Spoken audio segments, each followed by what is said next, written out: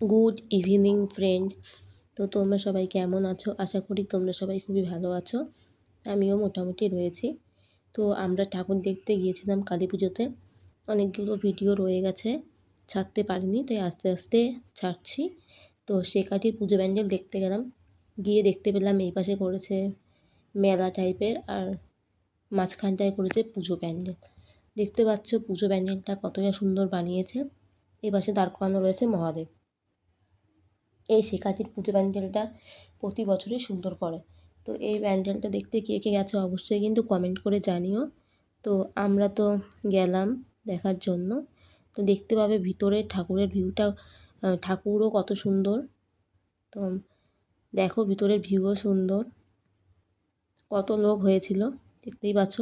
আমরা কালী পুজোর পরের দিন, তার পরের দিন গিয়েছিলাম।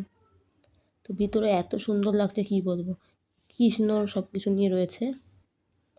তো ভিডিওটা যদি ভালো লাগে অবশ্যই পাশে থেকো। এখন তবে আসি, দেখা হচ্ছে খুব তাড়াতাড়ি নেক্সট ভিডিও নিয়ে।